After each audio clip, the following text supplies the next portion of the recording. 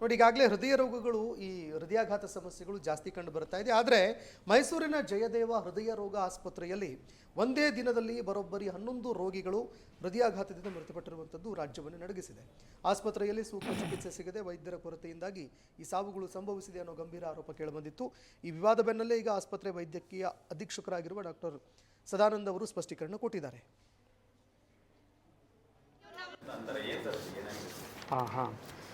ಈಗ ನಿನ್ನೆ ಏನಾಗಿದೆ, ನಮ್ಮ ಆಸ್ಪತ್ರೆ ಅನ್ಯೂಶುವಲ್ ಆಗಿ ಜಾಸ್ತಿ ಡೆತ್ಸ್ ಆಗಿದೆ. ನಿನ್ನೆ ಬೆಳಗ್ಗೆ 8 ಗಂಟೆಯಿಂದ ಇವತ್ತು ಬೆಳಗ್ಗೆ 8 ಗಂಟೆವರೆಗೂ ನನ್ನ ಹತ್ರ ಸ್ಟ್ಯಾಟಿಸ್ಟಿಕ್ಸ್ ಇದೆ. ಒಂದು 11 ಜನ ಪೇಷಂಟು ನಿನ್ನೆ ಡೆತ್ ಆಗಿದ್ದಾರೆ. ಅದೇನಾಗಿದೆ, ಅದರಲ್ಲಿ ಇರೋರೆಲ್ಲ ಆಲ್ಮೋಸ್ಟು ತುಂಬ ಸೀರಿಯಸ್ ಆಗಿರೋ ಪೇಷಂಟ್ಸು.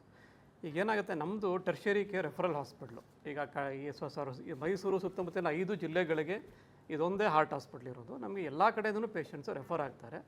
ಸಾಮಾನ್ಯವಾಗಿ ಸಿಂಪಲ್ ಕೇಸಲ್ಲಿ ಅಲ್ಲೇ ಟ್ರೀಟ್ಮೆಂಟ್ ಸಿಗುತ್ತೆ. ಸೀರಿಯಸ್ ಆದವ್ರನ್ನಷ್ಟೇ ಅವರು ಮಡಿಕೇರಿಯಿಂದ, ಚಾಮರಾಜನಗರದಿಂದ ನಮ್ಮ ಹಾಸ್ಪಿಟ್ಲಿಗೆ, ಇನ್ನು ಸೀರಿಯಸ್ ಸ್ಟೇಟ್ ಅವರು ರೆಫರ್ ಆಗಿ ಬರ್ತಾರೆ. ಸುಮಾರು ಜನ ಅಡ್ಮಿಟ್ ಆಗೋ ಟೈಮಲ್ಲೇ ಸೀರಿಯಸ್ ಇರ್ತಾರೆ ಅವರು. ಅದನ್ನು ನಾವು ಅವ್ರ ಹತ್ರ ಇಂಟ್ರ್ಯಾಕ್ಟ್ ಮಾಡಿ ಹೇಳಿರ್ತೀವಿ, ನಿಮ್ಮ ಪೇಷಂಟ್ ಸೀರಿಯಸ್ ಇದ್ದಾರೆ, ಬದುಕಲಿಕ್ಕೆಲ್ಲ ಪ್ರಯತ್ನ ಮಾಡ್ತೀವಿ ಅಂತ. ಸೊ ನಿನ್ನೆ ಅನ್ಯೂಶಲಿ ಸ್ವಲ್ಪ ಜಾಸ್ತಿ ಡೆತ್ಸ್ ಆಗಿದೆ. ಹಾಗಾಗಿ ನಮ್ಮಲ್ಲಿ ಸ್ವಲ್ಪ ಡೆತ್ ರೇಟು ಜಾಸ್ತಿನೇ ಇರುತ್ತೆ. ಆದರೂ ನಾನೊಂದು ಸ್ಟ್ಯಾಟಿಸ್ಟಿಕ್ಸ್ ತೊಗೊಂಡಿದ್ದೀನಿ. ಫಾರ್ ಎಕ್ಸಾಂಪಲ್, ಈಗ ನಾವು ಕಳೆದ ವರ್ಷ ನಾವು ಇಡೀ ಹಾಸ್ಪಿಟಲ್ ಅಡ್ಮಿಷನ್ಸ್ ತೊಗೊಂಡ್ರೆ ನಮಗೆ ಹೋದ ವರ್ಷ 2025 ಜನವರಿ ಟು ಡಿಸೆಂಬರು ನಮಗೆ 1245 ಡೆತ್ ಆಗಿದೆ. 21,500 ಅಡ್ಮಿಷನ್ಸಲ್ಲಿ. ಅಂದರೆ ನಮಗೆ ಡೆತ್ ರೇಟು ಟೋಟಲು 5.7% ಹೋದ ವರ್ಷ. ಅಂದರೆ 100 ಜನ ಅಡ್ಮಿಟ್ ಆದರೆ 5 ರಿಂದ 6 ಜನ ತೀರ್ಕೊಳ್ತಾರೆ. That is the death rate on an average ಕಳೆದ ವರ್ಷದ್ದು ಇದು. ಈ ವರ್ಷದ ಡೇಟಾನು ನಾನು ತೊಗೊಂಡಿದ್ದೀನಿ. ಆಮೇಲೆ ಇಯರ್ ವೈಸ್ ನಾವು ಈ ಹಾಸ್ಪಿಟ್ಲೇ ಪ್ರಾರಂಭ ಆದಾಗಿಂದ 2010ರಿಂದ ತೊಗೊಂಡ್ರೂ ನನ್ನ ಹತ್ರ ಡೇಟಾ ನಿಮಗೆ ಒಂದು ಕಾಪಿ ಕೊಡ್ತೀನಿ. About 6 to 8% is the average death rate. 100ಕ್ಕೆ 6 ರಿಂದ 8 ಜನ ನಮ್ಮ ಹಾಸ್ಪಿಟ್ಲಲ್ಲಿ ತೀರ್ಕೊಳ್ತಾರೆ. ಇದೊಂದು. ಮತ್ತು ಈ ವರ್ಷದ ಡೇಟಾನೂ ಇದೆ. About 5 to 6%. ಇದು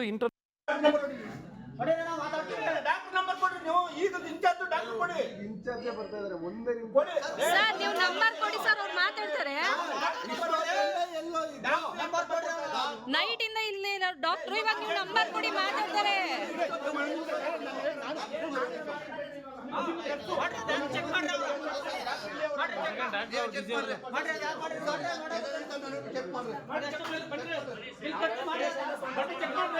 ಆನ್ ಸ್ಪಾಟ್ 1 lakh ಬೇಕಾ, ನಾನು ಇಡ್ತೀನಿ. ಡಾಕ್ಟರ್ ಎಲ್ಲಿದ್ದಾರೆ ಇವಾಗ? ಡಾಕ್ಟರ್ ಎಲ್ಲಿದ್ದಾರೆ? ಓಕೆ, ಆ ಡಾಕ್ಟರ್ಗೆ ಯಾರೋ ನಮ್ಮ ಸೂಪರ್ಡೆಂಟ್ಗೆ ಏನಾರ ಟ್ರೈ ಮಾಡಿ, ನಮ್ಮ PCR ಟೀಮ್ ಅವ್ರಿಗೂ ಟ್ರೈ ಮಾಡಿ ನೋಡಿ ಸರ್. ಇವರು ಇದನ್ನು ಲಜ್ಜೆ ಇಲ್ಲದ ಮನಸ್ಥಿತಿ ಅಂತ ಹೇಳ್ತಾರೆ. ಆ ಸೂಪರ್ಡೆಂಟ್ ಮಾತಾಡ್ತಾ ಇದ್ದಾರಲ್ಲ, ಒಂದು ದಿನಕ್ಕೆ 11 ಜನ ಸತ್ತಿರೋದು. 11 ಜನ ಹಾರ್ಟ್ ಪೇಷಂಟ್ಗಳು ಸತ್ತರೆ ಈ ಮನುಷ್ಯ ಹೇಳ್ತಾ ಇದ್ದಾನೆ ರೇಟು ಹಂಗಿದೆ, ಈ ವರ್ಷ ಇಷ್ಟು % ಸತ್ತಿದ್ರು, ಈ ವರ್ಷ ಇಷ್ಟು % ಸತ್ತಿದ್ರು ಅಂತ. ಮತ್ತು ಜನ ಏನು ಹೇಳಿದ್ರಪ್ಪ, ಇದನ್ನು ಕೇಳಿಸ್ಕೊಂಡ್ರ ಸೂಪರ್ಡೆಂಟ್ ಅವರೇ ನೀವು? ಜನ ಹೇಳ್ತಾ ಇದ್ದಾರೆ ಡಾಕ್ಟರ್ ನಂಬರ್ ಕೊಡಿ ಅಂತ. ಇವರು ನೀವೆಲ್ಲ ಹೇಳಿದಿರಿ, ಈಗ ನಿಮ್ಮಲ್ಲಿ 8% ಏನೋ ಡೆತ್ ರೇಟ್ ಇದೆ ಆಸ್ಪತ್ರೆಗೆ ಬರೋದು ಅಂತೇಳಿ. ಪ್ರೈವೇಟ್ ಆಸ್ಪತ್ರೆಗಳಲ್ಲಿ ಎಷ್ಟಿದೆ ರೇಟಪ್ಪ? ಎಷ್ಟು ಡೆತ್ ರೇಟ್ ಇದೆ? ಪ್ರೈವೇಟ್ ಹಾರ್ಟ್ ಇದಕ್ಕೆ ಹೋಗ್ತಾರಲ್ಲ, ಅಲ್ಲಿ ಡೆತ್ ರೇಟು ಇದಕ್ಕಿಂತ ಕಡಿಮೆ ಇದೆ. ಅದನ್ನು ಇವ್ರು ಹೇಳ್ತಾ ಇಲ್ಲ. ಎರಡನೇದು, ಟೈಮಿಂಗ್ಸ್ ಹೇಳಲಿಲ್ಲ ಅವ್ರು, ಎಷ್ಟು ಗಂಟೆಗೆ ಸತ್ತಿದ್ದಾರೆ ಅಂತ. ಹಾರ್ಟ್ ಪೇಷಂಟ್ಗಳಿಗೆ ಆ ಗೋಲ್ಡನ್ ಅವರ್ ಅಂತ ಇರ್ತದೆ ಸರ್. ಬಂದ ತಕ್ಷಣ ಈಗ ಏನು ಮಾಡ್ತಾರೆ, ಇಮಿಡಿಯೇಟ್ ಆಗಿ ದೊಡ್ಡ ಆಸ್ಪತ್ರೆಗೆ ಬರೋದು, ವಯಸ್ಸು ಇರೋರು, ಒಂದು 50 ಆಸ್ಪಾಸಲ್ಲಿರೋರು ಉಳಿಸ್ಕೊಳ್ಳೇಬೇಕು ಅನ್ನೋ ಕಾರಣಕ್ಕೆ ದೊಡ್ಡ ಆಸ್ಪತ್ರೆಗೆ ಎತ್ಕೊಂಬರ್ತಾರೆ. ಇವರು 9 to 4 ಅಲ್ಲಿ ಡಾಕ್ಟರ್ಗಳಿರ್ತಾರೆ. ಅದಾದ್ಮೇಲೆ ಡಾಕ್ಟರ್ಗಳಿರಲ್ಲ, ಅಲ್ಲಿ ಇಲ್ಲಿ ಅಲಿಯಕ್ಕೆ ಹೋಗ್ತಾರೆ. ಆ ಸಂದರ್ಭದಲ್ಲಿ ಆಗಿರೋ ಸಾವುಗಳ ಅಂತ ಕ್ರಾಸ್ ಚೆಕ್ ಮಾಡ್ತಾ ಇದೀವಿ ಸರ್. ಕಟ್ ಮಾಡ್ತಾರೆ ಅವ್ರು ಮಾತಾಡಲ್ಲ. ಅವ್ರಿಗೇನು ಹೇಳಬೇಕು, ಅಲ್ಲ ರೀ ನೀವು ಹೆಂಗೆ ಮಾತಾಡ್ಬೇಕ್ರಿ, ಸಮರ್ಥನೆ ಮಾಡ್ಕೋತಾ ಇದ್ದಾರೆ. 8 ಜನ 11 ಜನ ಸತ್ತಿದ್ದಾರೆ. ಹೃದಯ ಒಂದು ಆಸ್ಪತ್ರೆಯಲ್ಲಿ ಹೃದಯಹೀನ ಮನಸ್ಥಿತಿ. ಏನು ಅವರ ಯಾವ ಕನ್ಸರ್ನೂ ಕಾಣ್ತಾ ಇಲ್ಲ ಅವರಲ್ಲಿ. ನಿಮ್ಮಲ್ಲಿ ಏನಾಗಿದೆ ಗೊತ್ತಾ ಸರ್, ನಾನು ಹೇಳ್ತೀನಿ ಕೇಳಿ, ಭ್ರಷ್ಟಾಚಾರ ತಾಂಡವವಾಡ್ತಾ ಇದೆ ಅಲ್ಲಿ. ಬಂದ ತಕ್ಷಣ ನೀವು ಇಗ್ನೋರ್ ಮಾಡ್ತೀರಿ, ಕೇರ್ ಮಾಡಲ್ಲ. ಇಮಿಡಿಯೇಟ್ ಆಗಿ ಕೇರ್ ಮಾಡಬೇಕು. ಆ 5-10 ಮಿನಿಟ್ಸು, ಅರ್ಧ ಗಂಟೆ ಒಳಗಡೆ ನೀವು ಅಟೆಂಡ್ ಮಾಡಿದ್ರೆ ಬದುಕುಳಿತಾರೆ. ನೀವೇನು ಮಾಡ್ತೀರಿ, ನಿಮ್ದು ದಿನ ಸಾಯೋರ್ಗೆ ಅಳೋರು ಯಾರು ಅಂತ ಬಂದ್ಬಿಟ್ಟಿದ್ದೀರಿ ನೀವು ನಿಮ್ಮ ತಲೆಯಲ್ಲಿ ಮಾಡ್ತಾ ಇಲ್ಲ.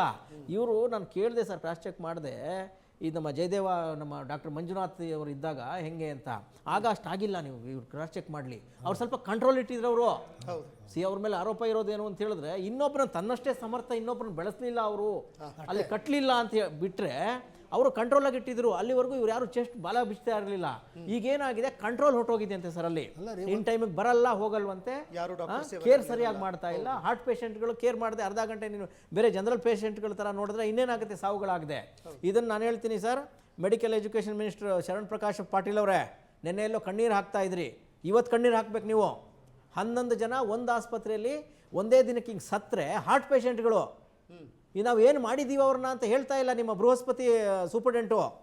ಅಲ್ಲ ಸಹಜ ಅಂತ ಮಾತಾಡ್ತಾ ಇದ್ದಾರೆ ಅವರು. ಸಹಜ ಅಂತ ಹೇಳ್ತಾ ಇದ್ದಾರೆ. ಸಹಜ ಅದು ಸಹಜ ಅಂತ ಹೇಳ್ತಾ ಇದ್ರಲ್ರಿ. ಸಮರ್ಥನೆ ಮಾಡ್ಕೊಳಕ್ಕೆ ಪ್ರೆಸ್ ಮೀಟ್ ಮಾಡಿದಾರ ಆ ಮನುಷ್ಯ. ಸಚಿವರೇ, ನೀವು ಇಮ್ಮಿಡಿಯೇಟ್ ಆಗಿ ಈ ಪ್ರಕರಣದ ಬಗ್ಗೆ ತನಿಖೆಗೆ ಆದೇಶ ಮಾಡಬೇಕು, ಒಂದು ಇಂಡಿಪೆಂಡೆಂಟ್ ಎನ್ಕ್ವೈರಿಗೆ ಆದೇಶ ಮಾಡಬೇಕು. ಏನಕ್ಕಾಯ್ತು ಸಡನ್ ಆಗಿ ಇಷ್ಟು? ಯಾವ್ಯಾವ ವಯೋಮಾನದವ್ರು ಇದ್ದಾರಲ್ಲಿ? ಯಾವತ್ತು ಡಾಕ್ಟ್ರ್ ಇದ್ರಾ? ಬರೀ ಸ್ಟೂಡೆಂಟ್ಗಳನ್ನ ಬಿಟ್ಟು ಹೋಗ್ಬಿಡ್ತಾರೆ ಸರ್ ಇವರು.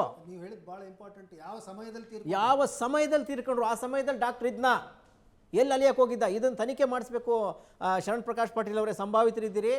ಈ ಥರ ಈ ಚೇಷ್ಟೆಗೆ ನೀವು ಅವಕಾಶ ಕೊಡೋದಾದರೆ ನಿಮ್ಮ ಇಲಾಖೆ ಮಾನ 3 ಕಾಸಿಗೆ ಹರಾಜು ಹಾಕ್ತಾರೆ ಇವರುಗಳು.